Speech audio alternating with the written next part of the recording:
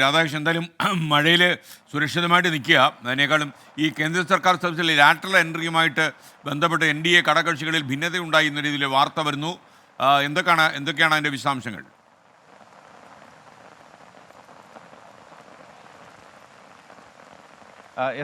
ഈ ലാറ്ററൽ എൻട്രിയുമായി ബന്ധപ്പെട്ടിട്ടുള്ള വിഷയത്തിൽ കേന്ദ്ര സർക്കാർ സ്വീകരിച്ച സമീപനം 40 തസ്തികകളിലാണ് ഈ ലാറ്ററൽ എൻട്രിയുമായി ബന്ധപ്പെട്ടിട്ടുള്ള നിയമനം അതുവഴി നടത്താനായിട്ട് തീരുമാനിച്ചത്.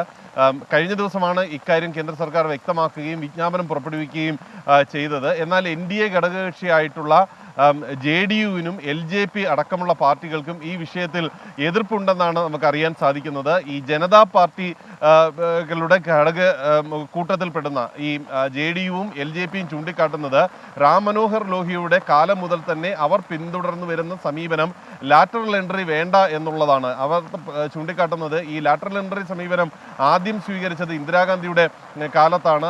ആ ഘട്ടത്തിൽ തന്നെ തങ്ങൾ അതിനെ എതിർത്തിരുന്നതാണ്.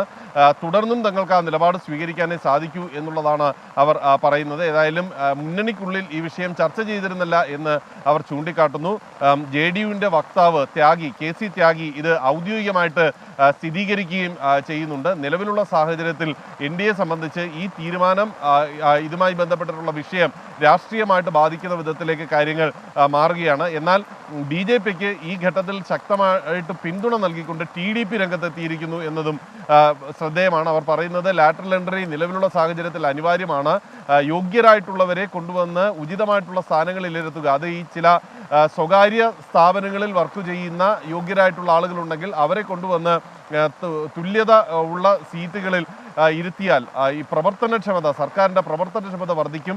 ജനങ്ങൾക്ക് ആത്യന്തികമായിട്ട് മികച്ച സേവനം ഉറപ്പാക്കുകയാകണം സർക്കാരിൻ്റെ ലക്ഷ്യമെന്ന് പറഞ്ഞാണ് അവർ അതിനെ ന്യായീകരിക്കുന്നത്. ഏതായാലും ഈ വിഷയം രാഷ്ട്രീയമായിട്ട് മുന്നണിക്കുള്ളിൽ വലിയ പ്രശ്നമായി മാറുന്ന ഒരു കാഴ്ചയാണ് നമുക്കിപ്പോൾ കാണാൻ സാധിക്കുന്നത്. Okay, thank you Radhakrishnan. ചോദിക്കുന്ന ചോദ്യം എന്താണ്, ജോളി ജോൺസൺ മാനം വിറ്റ് സിനിമയിൽ തന്നെ നിൽക്കണമെന്ന് ആരെങ്കിലും നിർബന്ധിക്കുന്നുണ്ടോ എന്ന് ചോദിക്കുന്നു.